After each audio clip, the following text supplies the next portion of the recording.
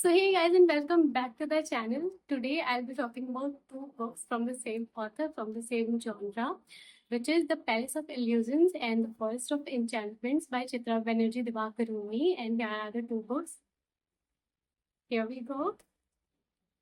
These are the two books. I'm sure आप में से बहुत सारे लोगों ने ये दोनों ही किताबें पढ़ रखी होंगी. मेरी भी बहुत ज़्यादा फेवरेट है और आज हम इन्हीं दोनों बुक्स के बारे में बात करेंगे. तो मैंने पहले वाले वीडियो में ही इस बुक को रिव्यू कर रखा है, तो अगर आपने वो वीडियो नहीं देखी तो प्लीज़ जाइए और वो वीडियो देखिए. एंड ये वीडियो जो है वो दो पार्ट्स में होगी. पहला तो इस बुक का रिव्यू छोटा सा, एंड दूसरा जो पार्ट होगा वो इन दोनों का कंपैरिजन वीडियो होगा और मैं आपको ये बताऊंगी कि मुझे कौन सी ज़्यादा पसंद आई या मेरी प्रीफर्ड वन कौन सी है. तो अगर मैं बात करूँ फॉरेस्ट ऑफ एन्चेंटमेंट्स के बारे में, इस बुक के बारे में, तो ये बिल्कुल द्रौपदी वाली बुक जैसी है कि इसमें भी जो रामायण का जो पॉइंट ऑफ व्यू है वो सीता के पॉइंट ऑफ व्यू से प्रेजेंट किया गया है. तो हम इसे रामायण की जगह सीतायान भी कह सकते हैं, सीतायना भी कह सकते हैं. और मुझे इस बुक में जब वो सीतायना और जो सीतायान वाला जो कॉन्सेप्ट दिखाई दिया, मुझे बहुत अच्छा लगा कि वाओ, मतलब रामायण का एक दूसरा एंगल भी हो सकता है और इसे कोई दूसरे एंगल से भी बता सकता है. ये बात ही अपने आप में बहुत ही ज़्यादा इम्प्रेसिव है. तो इस बुक में सीता जी पूरी रामायण की जर्नी अपनी लैंग्वेज में बताती हैं, अपने पॉइंट ऑफ व्यू से बताती हैं और वो बताती हैं कि थ्रू आउट द रामायण या थ्रू आउट हर जर्नी उन्हें कहाँ कहाँ पे कैसा लगा और वो किन किन मोमेंट्स पे क्या फील कर रही थी. तो उनकी जर्नी शुरू होती है मिथिला में एक छोटी बच्ची से, एक डॉटर से. फिर वो आगे बढ़ती हैं, एक वो वाइफ बनती हैं. वो पहले एक डॉटर और सिस्टर होती हैं, फिर वो एक वाइफ बनती हैं, फिर एक डॉटर इन लॉ बनती हैं, उसके बाद वो मदर बनती हैं. तो एक एक औरत की लाइफ की जितनी भी जर्नीज होती है और जितने भी रिलेशनशिप्स उसे शेयर करने पड़ते हैं अपने लोगों के साथ, वो बहुत ही ज़्यादा ब्यूटीफुली इस बुक में प्रेजेंट किया गया है. मुझे इस बुक का जो एसेंस है वो बहुत ज़्यादा अच्छा लगा. इसमें जो कैरेक्टर्स हैं और जो आपस में वो जो रिलेशनशिप, जो बॉन्ड शेयर कर रहे हैं, वो बहुत ज़्यादा अच्छा है. वन मोर थिंग गाइस कि हमें एक तो ये नहीं पता कि जब राम लक्ष्मण और सीता वापस आते हैं उसके बाद ऐसे क्या सर्कमस्टेंसेस होते हैं कि सीता जी को वापस जाना पड़ता है.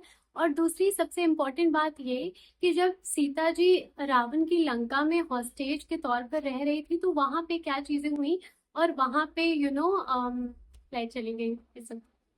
तो वहां पे क्या हुआ कि उनकी क्या फीलिंग्स थी या फिर वहां पे चीजों को कैसे डिस्क्राइब किया गया है, वहां पे वो इतने दिनों तक कैसे रही और उनके अंदर क्या होप्स थी.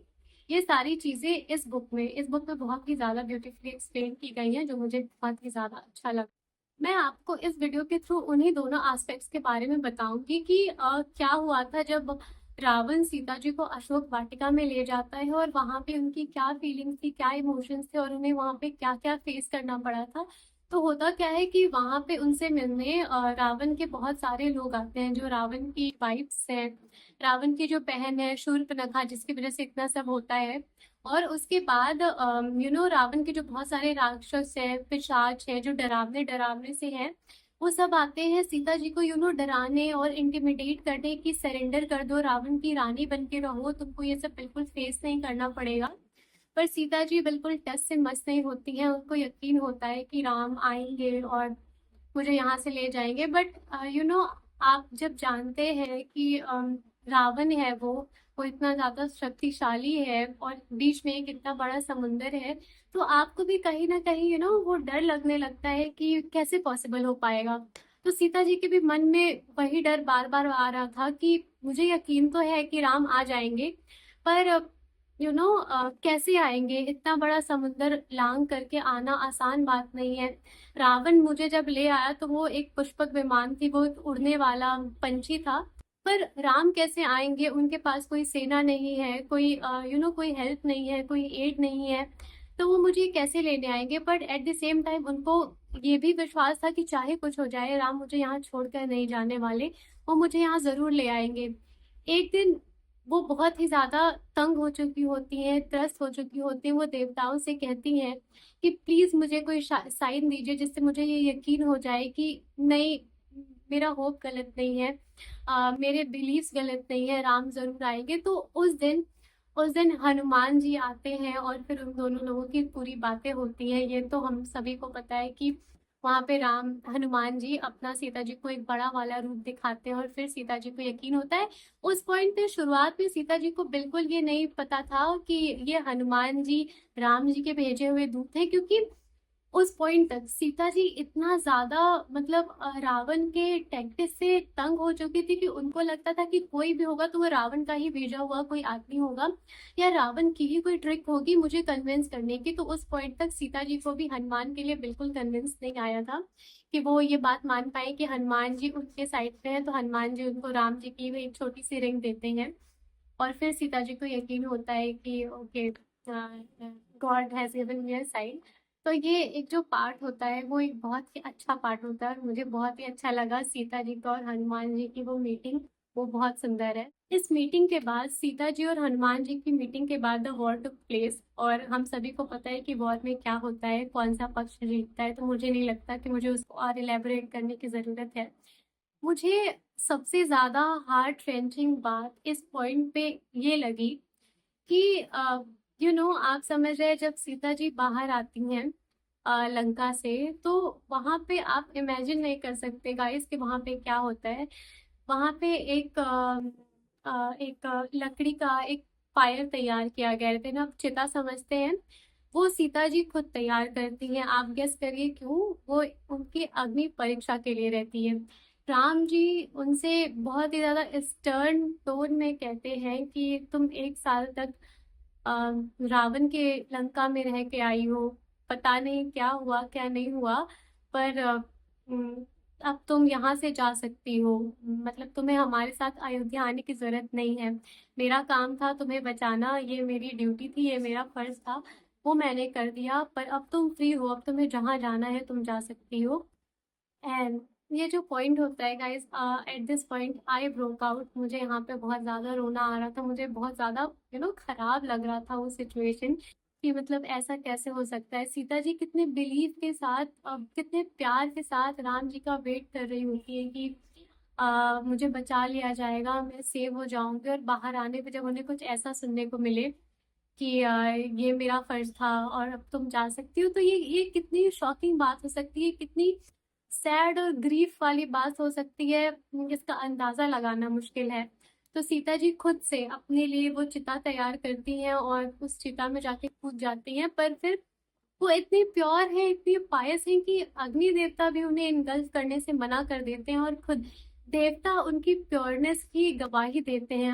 हम सबने ये बात सुनी है, जानी है, पर मुझे भी आज तक नहीं पता था कि एक्चुअल में हुआ क्या था और उसकी डिटेल्स क्या थी। मुझे मेरी मम्मी से बहुत बार ये सब चीज़ों के बारे में पता चला है, पर मैंने कभी पढ़ा नहीं था, तो मुझे इस चीज़ के बारे में या इसकी डिटेल्स के बारे में नहीं पता था। पर जब मैंने वो सीन बुक में पढ़ा, it shook my heart to the core. मुझे बहुत अजीब सी फीलिंग आ रही थी कि ये क्या हो रहा है। और इस सीन के बाद आप खुद अपने आप से क्वेश्चन करने लगेंगे कि हम जिन लोगों से हम प्यार करते हैं वही हमें सबसे ज्यादा ट्रायल में खड़ा करते हैं। और इस सीन के बाद से ये बात इतनी ज्यादा सच प्रूव होती हुई दिखाई दे रही थी कि आप जब ये बुक पढ़ेंगे तो आपको ये खुद रियलाइज होने लग जाएगा। And the second thing is guys कि जब राम लक्ष्मण और सीता वापस अयोध्या जाते हैं आफ्टर दिस अग्नि परीक्षा वाला थिंग, उसके बाद जब वो लोग वापस जाते हैं तो फिर वहां पे ऐसा क्या होता है कि सीता जी को वापस दोबारा जंगलों में भेज दिया जाता है। तो ऐसा कुछ तुरंत नहीं होता है, कुछ टाइम बीतता है, सब कुछ सही जा रहा होता है, वापस से फाइनली सीता जी की लाइफ ट्रैक पे आती है। वो फाइनली क्वीन की तरह रह सकती है। वो जितनी भी सारी चीजें मिस कर रही थी वो अब फाइनली वो सारी चीजें अक्वायर कर रही हैं, एंजॉय कर रही हैं, उन्हें अच्छा लग रहा है। तो ये सब चीजें कुछ टाइम तक चलती है, बट समहाउ धीरे धीरे उनको पता चलता है कि उनके बारे में बातें की जा रही हैं, उनके बारे में अयोध्या में बातें हो रही हैं। और ये चीज कहीं ना कहीं राम जी को बहुत ही ज्यादा अफेक्ट कर रही है। और ये बात आपस में वो लोग कॉन्वर्सेशन नहीं करते, पर ये बात थोड़ी बहुत ऐसे हलचल मचने लग गई थी। तो एक टाइम आता है जब सीता जी कहती हैं कि मुझे जंगलों की बहुत याद आ रही है। जंगल चाहे जैसे भी थे पर अब मेरा उनसे एक कनेक्शन बिल्ड हो गया है और मुझे वहां जाने का मन कर रहा है। तो राम जी कुछ टाइम से बहुत ही ज्यादा डिस्कनेक्टेड सा रह रहे थे सीता जी से। सीता जी ये बात समझ नहीं पा रही थी। तो वो कहते हैं कि ठीक है, अगर तुम्हें जाना है तो तुम कुछ दिन के लिए महर्षि वाल्मीकि के पास चली जाओ। राम जी के ऐसा कहने पर कि तुम वाल्मीकि के यहाँ चली जाओ, सीता जी फाइनली रिलैक्स होती हैं कि अब मुझे फाइनली जंगल में जाने मिलेगा, अब मैं वहाँ थोड़ा टाइम स्पेंड कर पाऊंगी। और उस पॉइंट तक सीता जी वॉज प्रेग्नेंट, और वो प्रेग्नेंट थी। और उसके बाद वो चली जाती हैं जंगलों में, लेकिन उन्हें लक्ष्मण जी छोड़ने जाते हैं और रास्ते में वो ही उनसे ये बात बताते हैं कि भाभी, अब आप वापस नहीं जा रही हैं, अब आप वापस कभी अयोध्या नहीं जा रही हैं, अब आपको हमेशा के लिए यहीं रहना है। एंड ये सेकंड पॉइंट था मेरे ब्रेकडाउन का एक्चुअली, क्योंकि ऐसे सडनली यहाँ पे सीता जी को सडन अबैनिशमेंट मिल रही थी। बिना किसी कन्फ्रंटेशन के, बिना कुछ कहे, बिना कुछ पूछे, राम जी ने उनसे एक भी बार कुछ कहा नहीं, कुछ पूछा नहीं। उन्हें फॉरेस्ट में घूमने जाने का मन था सीता जी को, इस चीज का बहाना लेकर राम जी ने उन्हें लक्ष्मण जी के साथ भेजा और ये डिक्लेयर कर दिया लक्ष्मण जी से कि तुम सीता जी को रास्ते में बता देना कि अब उसे वापस आने की जरूरत नहीं है। और क्योंकि वो अयोध्या के सामने एक एग्जाम्पल सेट करना चाहते हैं, वो अयोध्या को ये नहीं दिखाना चाहते कि वो अपनी वाइफ को इन चीजों में सपोर्ट कर रहे हैं, वरना क्या मैसेज जाएगा। मतलब आप एक आदर्शता का यहाँ भाव देखिए, चाहे जो भी रहा हो, बट अगर आप सीता जी के पॉइंट ऑफ व्यू से देखने की कोशिश करते हैं, जिस जो कि ये बुक इसी बारे में है, तो आप समझेंगे कि कितना इनजस्टिस वाली फीलिंग आ रही है यहाँ पे, कितना आप एक जगह जस्टिस करने के चक्कर में आप किसी दूसरी जगह इनजस्टिस परफॉर्म कर रहे हैं, ये कैसा जस्टिस है। सीता जी के भी मन में यही सारे सवाल दौड़ते हैं और वो बिल्कुल ऐसे अनकॉन्शियस होकर जमीन पे गिर जाती हैं, उन्हें समझ नहीं आता कि मुझे क्या करना चाहिए। क्या राम जी का यही फर्ज था मेरे प्रति, क्या वो मुझसे यही प्यार करते थे। और जाहिर सी बात है, ये सब सवाल किसी के भी मन में आना बहुत ही ज्यादा ऑब्वियस है कि जब आप किसी से प्यार करते हैं और आपके साथ वो ऐसा करे, तो आपके दिमाग में उन सारी बातों पे डाउट खड़ा हो जाता है, आप उन सारी बातों पे क्वेश्चन करने लगते हैं जो आपके साथ हुई होंगी, या सारे इवेंट्स पे क्वेश्चन करने लगते हैं जो अकर हुई होंगी। तो somehow Sita ji accepted the truth और वो आगे बढ़ती हैं, और वहाँ पे लव और कुश बॉन्ड होते हैं वाल्मीकि के आश्रम में, सारी चीजें बहुत ही स्मूथ जाती हैं। उसके बाद and somehow Sita ji accepted the truth और वो वहाँ पे रहने लगती हैं। बट आप समझिए, आप किसी चीज की आदत पड़वा सकते हैं, लेकिन जब वो चीज दोबारा से हल्का सा भी वापस आती है तो आप फिर से बिल्कुल उसी फेज में चले जाते हैं जब वो चीजें हुई रहती हैं। तो यहाँ भी वही होता है, राम जी दोबारा वापस आते हैं जंगल में, पर वो मिलते नहीं है। जो लव और कुश का जो कॉन्सेप्ट है, जब वो घोड़े का शिकार करते हैं, वो जो अश्वमेध वाला घोड़ा होता है, तो वो सारा सीन आता है यहाँ पे, और सीता जी फिर से उसी एगनी में, उसी एंगर में वापस से दोबारा से चली जाती हैं, और उन्हें ये रियलाइज होता है कि मुझे ना सही, पर लव और कुश को तो उनका हक मिलना ही चाहिए। और फिर उसके बाद लव कुश वापस जाते हैं और वहां पे वो भरे हुए कोर्ट में सीतायान सबके सामने सुनाते हैं। ये बहुत ही ज्यादा स्पेशल बात है कि इन अ सोसाइटी जहाँ पे हर इंसान केवल यू नो मेल्स की प्रेस गा रहा है, मेल्स के बारे में अच्छी अच्छी बातें कर रहा है, वहाँ एक बड़े कोर्ट में किसी फीमेल का प्रेस गाना, किसी फीमेल की हुई चीजों का, उसकी सफरिंग्स का एक कविता सुनाना, पोयम सुनाना is like very different thing to perform to do. वो कितनी अलग बात हो जाएगी कि एक मेल डोमिनेंट सोसाइटी में किसी फीमेल के लिए ऐसे स्टैंड लिया जा रहा है, एंड ये काम लव और कुश ने किया, जो बहुत ही ज्यादा हार्ट वार्मिंग था, बहुत ही ज्यादा अच्छा था। उसके बाद कुछ टाइम बाद सीता जी वापस आती है, राम जी सीता जी को वापस बुलाते हैं, और सीता जी को लगता है कि ठीक है, अब सब सही हो गया है फाइनली, कोई बात नहीं, जो भी हुआ सब कोई बात नहीं, मैं सब भूल जाऊंगी। तो उसके बाद वो दोबारा से रेडी हो रही होती हैं कोर्ट में सबके सामने जाने के लिए, दोबारा से क्वीन बनने के लिए। और उनको पता चलता है एक और बात, कि इस बार फिर उन्हें अग्नि परीक्षा देनी पड़ेगी सबके सामने। उनको एक बार फिर से ये प्रूव करना पड़ेगा कि वो कितनी प्योर है, कितनी सही है। और ये बात सुनते ही सीता जी हैज लूजेस हर काम, वो सब कुछ भूल जाती है। उनको लगता है कि आई डोंट डिजर्व दिस, ऐसा नहीं होना चाहिए।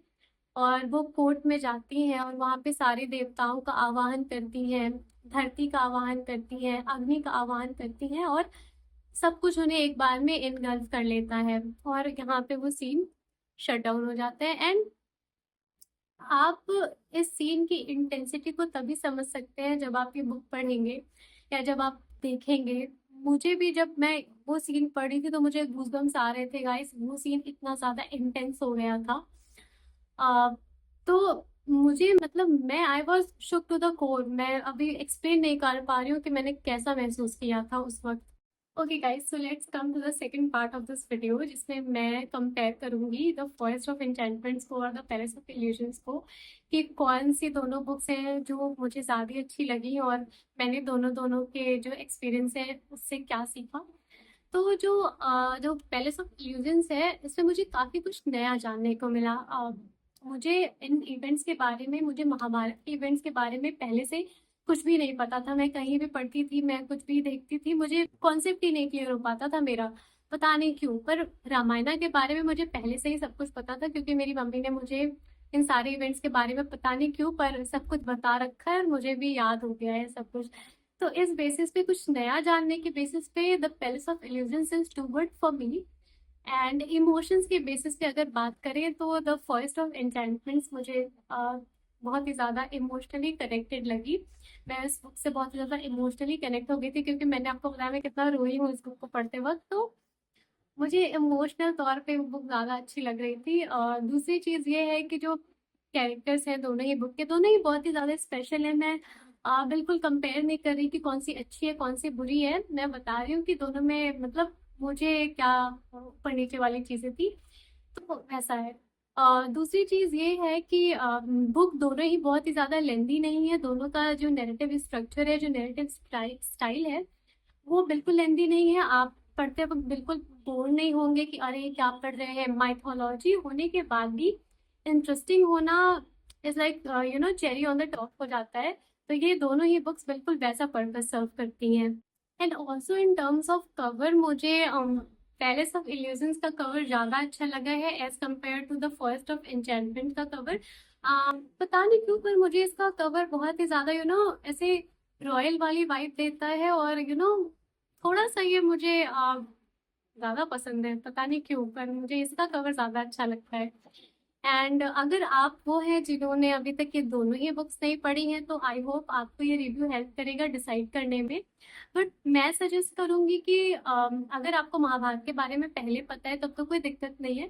बट अगर आप महाभारत के बारे में मेरी ही तरह नहीं जानते कुछ भी, तो आप पहले द फॉरेस्ट ऑफ एन्चेंटमेंट पढ़ें, क्योंकि ये थोड़ी फेमिलियर लगेगी। उसके बाद जब आप महाभारत वाली बुक पढ़ते हैं, द्रौपदी वाला पढ़ते हैं, तो आपको एक रिफ्रेशिंग एक रिफ्रेशिंग रीड मिलती है। इसके बाद कुछ नया मिलता है, कुछ क्लैरिटी मिलती है। तो मैं सजेस्ट करूंगी कि आप इस क्रोनोलॉजी से पढ़ें, अदरवाइज आपकी मर्जी, आपको जैसे प्रेफर करें आप वैसे पढ़िए। दोनों ही बुक बहुत अच्छी है, स्टैंड अलोन है, तो कोई वैसे भी दिक्कत वाली बात नहीं है। ओके गाइस, तो please give this books a try. मैं 100% कह सकती हूँ कि आपको बहुत ही ज़्यादा अच्छा लगने वाला है ये किताबें पढ़ के, क्योंकि माइथोलॉजी में ऐसी किताबों का होना एक बहुत ही अच्छी बात है। ऊपर से हमारे दो सबसे इम्पोर्टेंट एपिक्स के बारे में पढ़ लेना और जान लेना ही अपने आप में एक बहुत अच्छी बात है। मैं पढ़ के बहुत अच्छा फील कर रही हूँ, और आई होप आप भी इसे पढ़ें और उतना ही ज़्यादा अच्छा फील करें। I am sorry for the stutter, पता नहीं क्या हो रहा है। But yeah, guys, please give these books a try and tell me in the comments ki how do you like it. And till then, we'll meet in the next video super soon. Till then, bye bye and take care.